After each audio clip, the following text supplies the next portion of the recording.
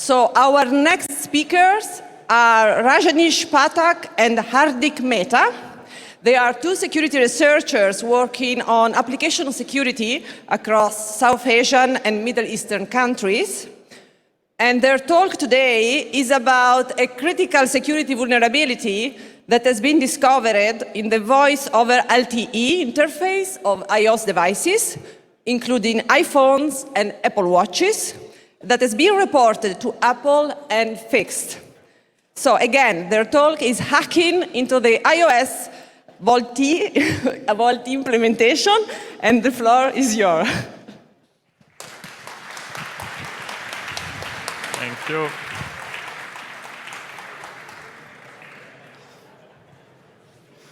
Firstly, thank you for such a nice introduction, and welcome back from the break. I hope you guys had some refreshments while you were away. Okay, so we'll be speaking about one of the issues that we identified on iOS devices, which is not limited to only iPhones, but also impacted on iWatch, as well as the iPad devices. So wherever Apple utilized their modems, the cellular libraries, all those devices were impacted because of this issue. So just a quick introduction about us. I'm Hardik, and I'm with me Rajanish Pathak. We both have been doing security since a while now, and my focus is primarily on telecom security or communication security per se. Okay. Yeah. So in this talk, we'll cover high level on telecom infrastructure and what is used to serve voice over LTE, right? What are the components which go into the infrastructure.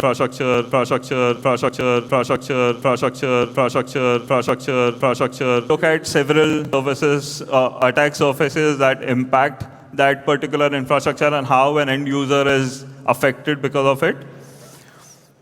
We will see our setup on how we simulate that environment and how we reproduce this particular issue, followed by the attack POC, and then Rajneesh will take over and show you what happened, why it happened, and know about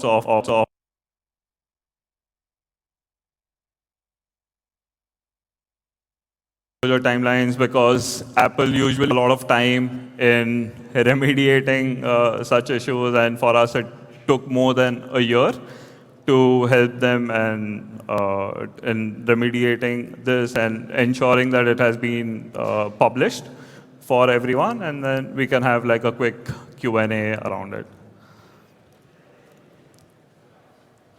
All right, so when in this presentation, we would be using a lot of these terms which are around telecom infrastructure. Right. First is RAN, which is radio access network, and these are like the base stations that you see around physical towers that you see around. So radio access networks are to provide service on the device, followed by EPC, which is the core infrastructure when it comes to a 4G network, and also for a 5G non-standalone infrastructure. And so this particular network caters to managing the data traffic authentication and mobility of a particular subscriber. HSS is a subscriber server, which is prominently like a centralized database for all the subscriber information, including their location and which tower they are connected to, and what set of features are available for these subscribers. MME is mobility management, whenever you receive a call or when you are trying to authenticate with the network for the first time, MME is the one that connects you and gets you authenticated with the database saying that you are a valid subscriber and you can connect with the infrastructure and utilize the services. SG gateway is the serving gateway. The primary function of this particular component is to route and forward the traffic, right? So once you're authenticated, authorized, it will forward your traffic. It will send it to packet gateway, which is when you have an established internet connection. So when you browse through the internet, packet gateway is responsible to ensure that your traffic goes out on the internet and you are receiving the data from it. And this is applicable even when you are out there on international roaming or when you are visiting to different countries within the EU, within the region or elsewhere. IMS is the component which supports voice over LTE. So I've done some reading before I came in, and apparently in Italy there are only 2 networks that support voice over LTE. One is TIM, and another one is Vodafone, right? And now I think a lot of operators are evaluating options to have voice over LTE service for even roaming subscribers. So when you are international roaming, you can still utilize it. So IMS is the component which is solely responsible for catering voice over LTE. And CSCF are different functions within IMS components. So you have PCSCF, ICSCF, and SCSCF. We'll go into more details when we look at the infrastructure on how it looks like. So yeah, this is a very high level of how the voice over, how the LTE and 5G architecture looks like. This is a non-standalone architecture of a 5G deployment, wherein the only thing that changes is from E node B, and 5G you end up using G node B, which is to cater to 5G specific bands, right? But the core infrastructure still remains the same. Once you turn on your device, it gets connected with the specific band on the RAN infrastructure, and then it goes to MME for authentication. MME will look it up in the HSS and tell you that yes, this is a valid user, and challenge is requested. Connection is established, and once you request for internet services like 3G, 4G, that is when SG gateway is reached out, and finally the network is established using a packet gateway. And here IMS is part of the IP services. So you'll probably see, if you have seen your APN configuration on your phone, which is part of your cellular network settings on the device, you'll probably see 2 or 3 APN settings there. One would be for internet, one would be for IMS, and the third one probably maybe for MMS services. And these APN settings are based on what is configured on the PDN gateway. So this mostly acts like a DNS server to route your traffic to specific locations. So if you are making a call, it goes with the IMS domain information, and that's when the call is routed to the IMS platform.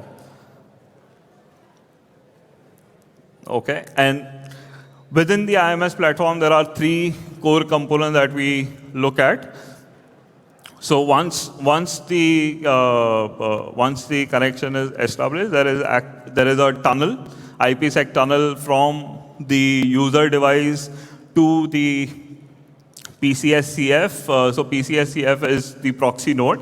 You may relate this to an IP PBX environment or an SBC node, which is also used as a firewall. So first point of contact for any user equipment connected with voice over LTE infrastructure would be connected with PCSCF first, and then the authentication authorization will happen with ICSCF, and SCSCF will fulfill that particular connection.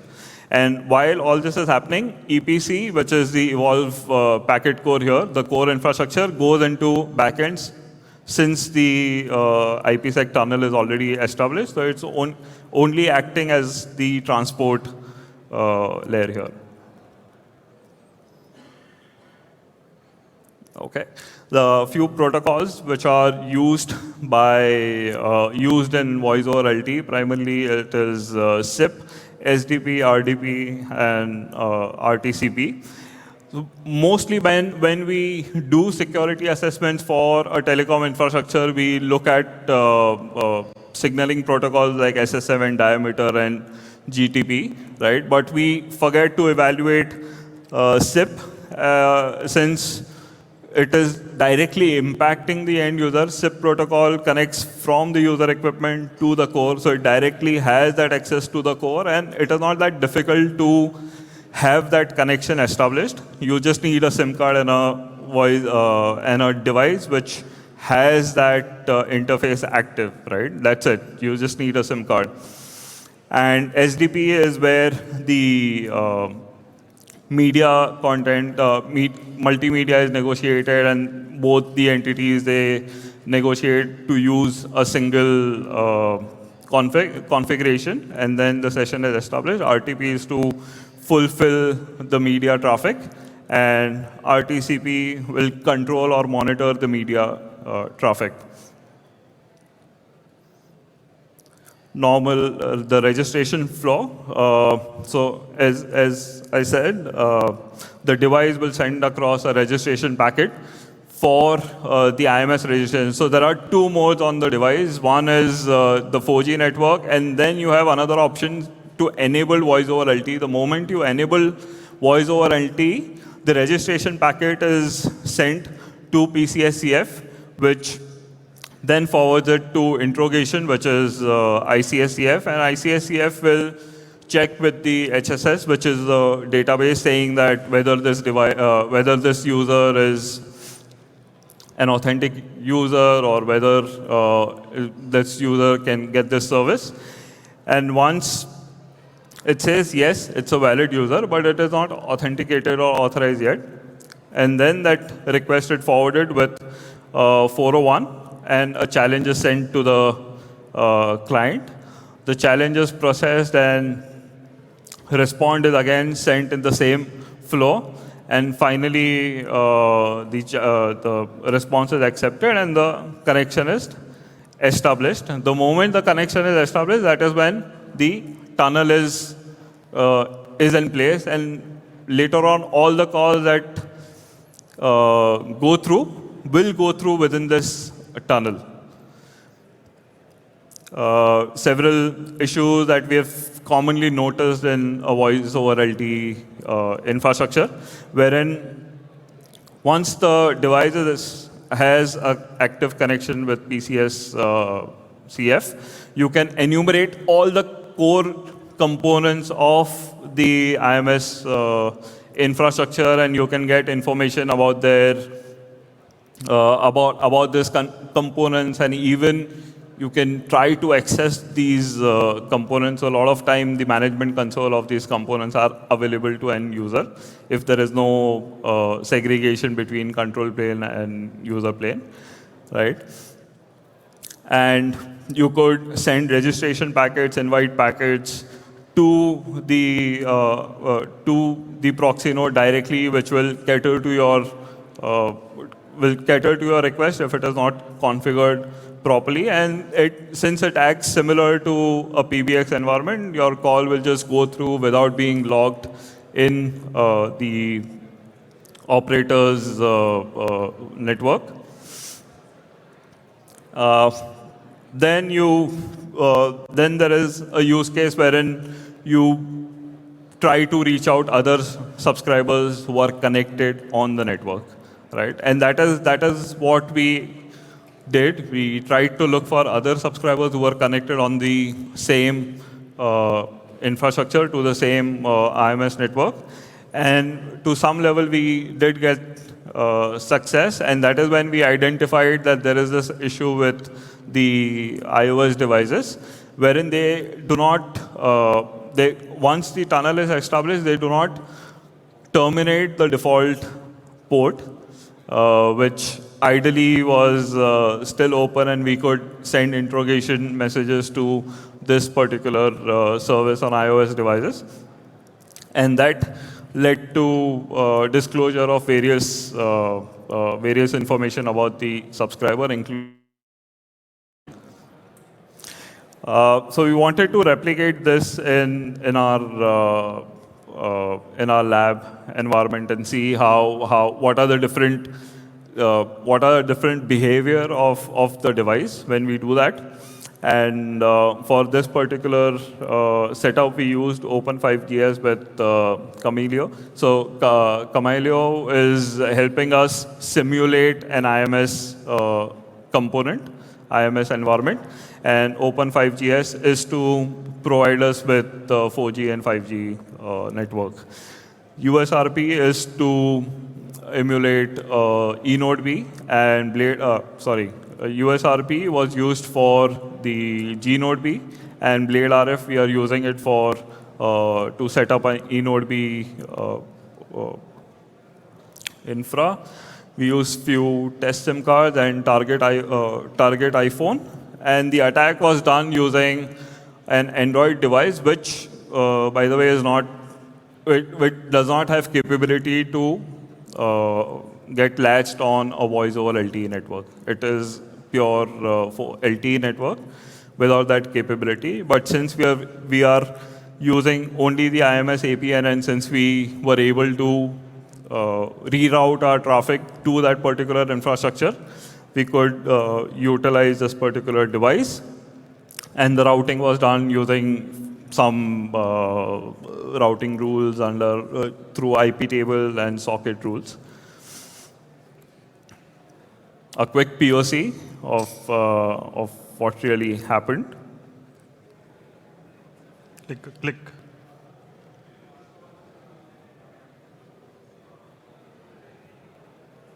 Okay.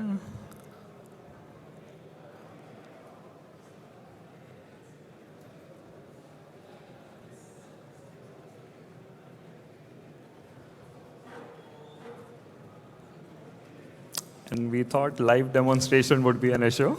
The video. Yeah. It's the problem. It's a video. Yeah. Sorry. Have you got the video? Just the video? Is it connected to the internet? Just check internet.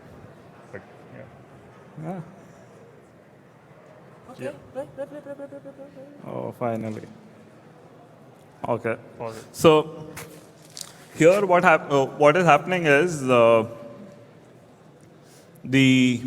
Android device is connected with our attacking system, right? And the traffic from the system is routed through the Android device, and it is going to the IMS network. We'll see what kind of information is coming up. So here we are trying to send spoof call on the iOS device, and you could imagine like you could just make spoof calls to like all the iOS devices which are connected on the voice over LTE infrastructure across the country. So creating like probably a national security concern when you just trigger those many requests within seconds. So within seconds, you can send across like 500,000 requests, and all of a sudden at midnight, all the devices start ringing with anybody's number on it, right? And so the setup was done with the UAE identification numbers. That is why you see UAE here. But otherwise, you could just chain the MNC and MCC on your network configuration, and it will reflect you on the device.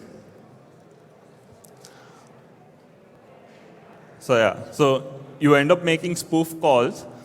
Apart from that, another interesting fact is you also see that the interface which is active on the device, as well as you end up seeing the user agent which is being there. So this is this is nothing but the iOS version on that device, right? And using this information, you could chain this with another attack altogether, and that way you can profile the subscriber and change several attacks in order to perform more targeted attack on a person of interest or entity of interest, right?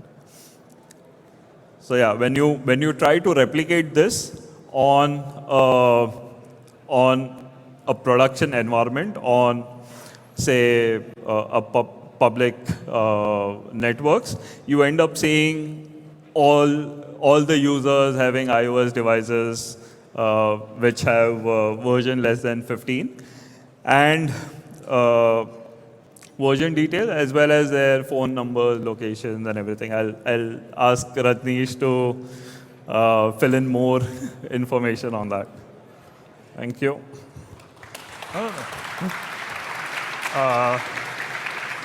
Thank you, Hardik, for all your valuable insights around the telecom infrastructure.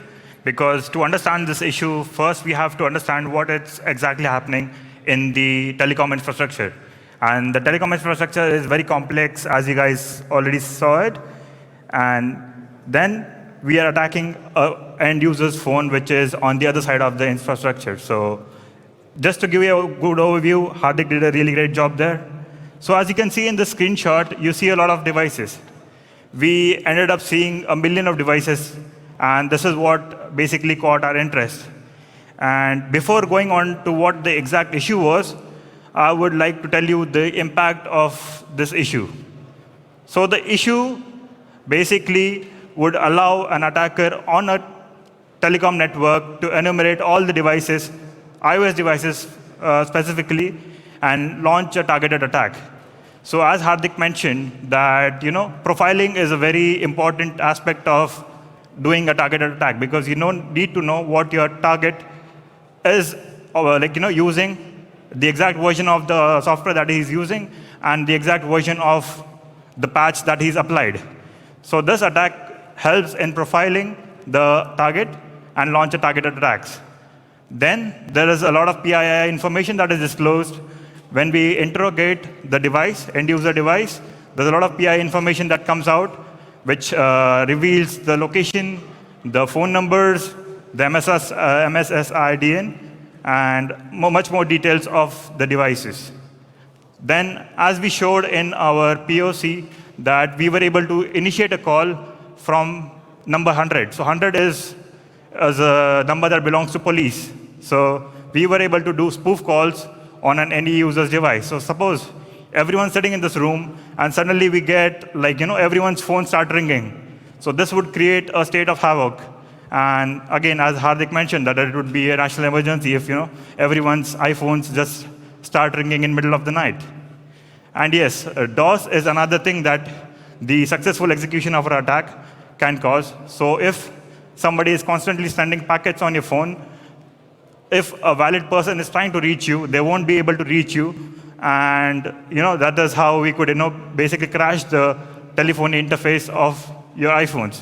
And yeah, for example, because we're initiating so many requests coming out of the attacker device, it would also cause a state of network congestion, wherein the underlying telecom network won't be able to sustain that amount of traffic and would fail. And further, we can also go ahead and look at the SIP components and interrogate it. So that is the next thing that we could do. So now we know what happened with the video. We know what are the impacts, but the thing that we would like to know is what happened, why it happened, and how it happened. Because that is the most interesting part, and I am sure everyone here is here for that reason. So let's dive into it. So when we started identifying leak on an iOS device, we wanted to understand how an iOS device works when you register it on the network.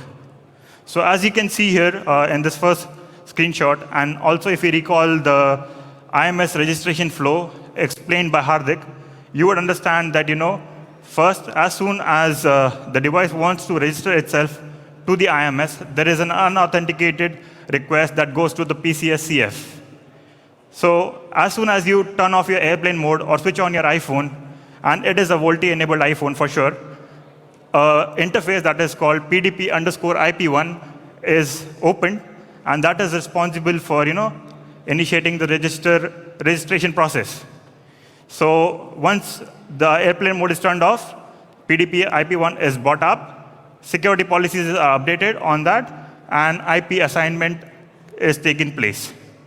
So IP assignment takes place with the help of a carrier-grade NAT that is part of your telecom infrastructure, and this is done utilizing the port number 5060.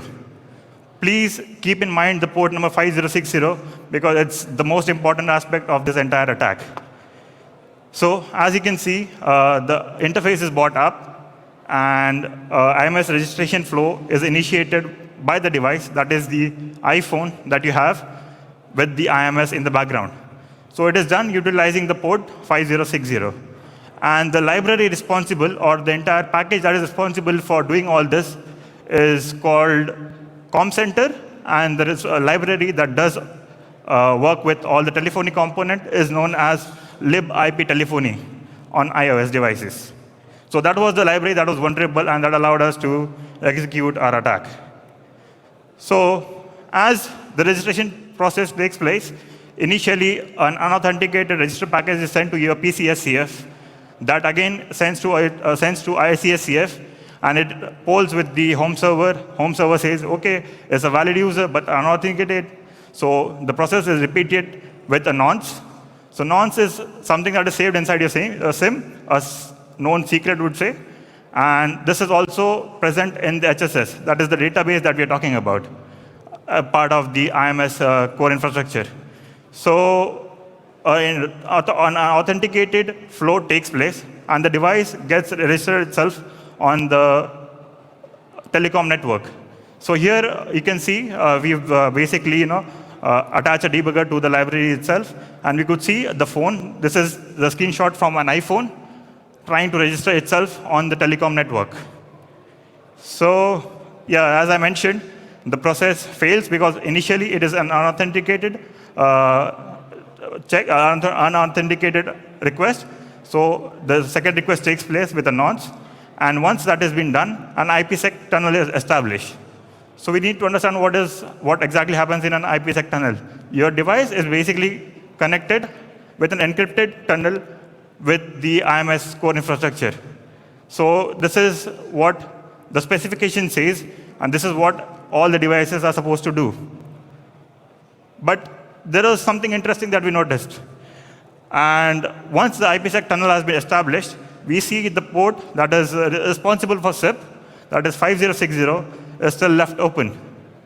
So an IPsec tunnel is established, but the device itself is listening on port 5060 for incoming connections.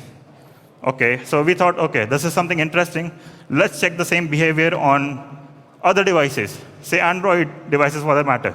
So we ran the same test cases around HTC phones, Nexus, and also Samsung. And we tried to see what is the behavior there. So the library that is, the transport library that is responsible on an Android device, what it does is once the IPsec tunnel is established, the port, that is the SIP registration port 5060, is terminated by them.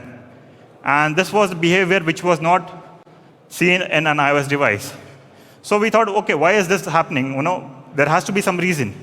So we traced back to the RFCs, which basically tells how an VoLTE device has to register on the telecom network. So there is a guidelines that is given out by 3GPP that tells you if you are using a VoLTE-enabled device, you have to follow certain set of steps and register the device on the network. And we saw that iPhones basically were not implementing that 3GPP guidelines properly. And that is why it allowed us to enumerate all the iOS devices on the network and initiate this attack. So we would see how we went ahead and identified what this entire issue is all about. So as you can see on the right side, there's an Nmap screenshot, and on the left-hand side, there is a screenshot showing all the devices. So we were doing an active engagement and using our own tool, like Nmap, a very good old friend. Everyone learns. Anybody starting with security, Nmap is the best friend. We just sweep the entire network for port 5060, and all that we could see was active iOS devices and no other devices on the network. And these were like 1 million of devices on the network. So what we tried to do is, because we had a test device with us, we tried to send an invite packet to that test device, seeing how does it react with that malformed invite packet. And to our surprise, we were directly able to reach the end user equipment, that is the vulnerable iPhone or the target device. And the device just started ringing. So this is a trace that shows basically us initiating the invite request and the device responding to it, and it starts ringing. So you can see in the second and the third block there that it shows that the device is ringing. So this was to a surprise, and we were also debugging the interface itself. So it shows the lower interface shows that the IPsec tunnel has been established, but the above screen, the block shows that the device is still listening on 5060. So sending malformed SIP packets on the device could basically crash that library, could allow an attacker to get all the details from the user, like location, whereabouts, exact version of the iPhones, and many more things. So I'm sure by now everyone is somewhat clear what is the root cause and why was this happening. So as soon as the VoLTE device is registered on the network, the PDP underscore IP1 is that the interface which deals with the VoLTE registration using the port 5060 is the one at flaw here. So the port is left open by the iOS operating system, and it is not being terminated once the IPsec tunnel has been established. So a privileged attacker or an attacker inside the telecom network can directly interact with the device without, basically going through the packetting structure. So it can directly reach the device, send malformed packets, crash the device, and do a hell lot of things. So as we mentioned earlier, we were able to identify MSISDN of all those devices, that is the phone numbers. We were able to identify the location whereabouts. We were able to identify exact version of the iOS with exact patch level, what they were using.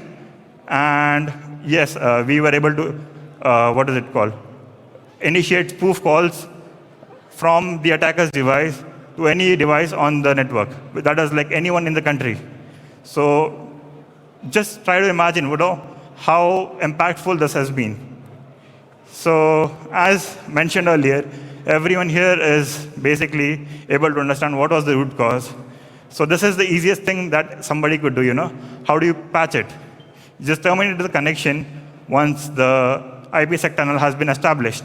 So this fix was implemented in iOS 15.2. The exact version is there, wherein the IMS TCP socket was terminated when the IPsec tunnel was established on an iPhone. So it's not just iPhones, as Hardik mentioned earlier, iPhone, Apple Watches, iPads, anything running VoLTE was vulnerable. So this was on iPhones. This vulnerability existed on iPhones since 2017. That is the inception of VoLTE on the devices, and was identified in 2021. So this is the issue timeline. As Hardik mentioned earlier, that Apple is very difficult to work with. They take a very long time. And this issue was initially reported to Apple in 2021 March, and an initial fix was deployed. We were able to bypass it. Then the issue was again fixed by Apple, and the final patch was released in the first quarter of 2022. So this was our brief explanation of what we did, how we identified. And as there is a very famous quote by Mr. Van Gogh, that great things are done by series of small things brought together. So you don't have to find very difficult exploits or something like that. There are simpler things that can cause greater impacts, and we just have to keep looking for that. Thank you. Gracias.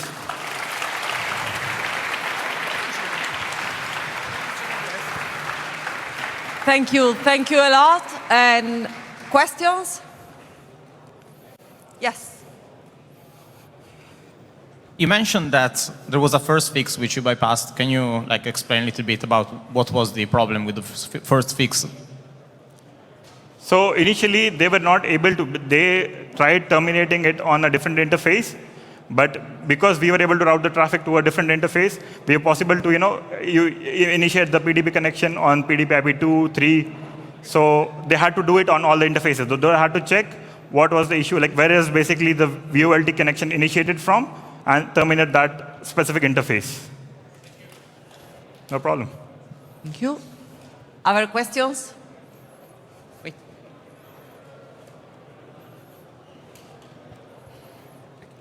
Hi. You send the attacks from another mobile device on the same network, right? Yep. Isn't this something that the operators can also mitigate on their side by prohibiting that type of traffic? But they should actually be doing it. The Jeep attacks had the same issue, right? Mm-hmm. So here in this case, obviously the operator plays an important role since the operator's infrastructure is being used to reach to other users in the network, right? And there are some set of configurations that an operator can implement in order to completely segregate their user and user traffic and the traffic on the control plane. Since you understand that SIP is a signaling protocol, so ideally that signaling interface has to be separate from other user data interface, which is configured on the packet gateway. So packet gateway plays a critical role in terms of differentiating between these traffic. Other questions? No? No? Okay. Thank you. Thank you again. Thank you so much. Thank you. We'll still be around if you guys have anything to ask. Thank you.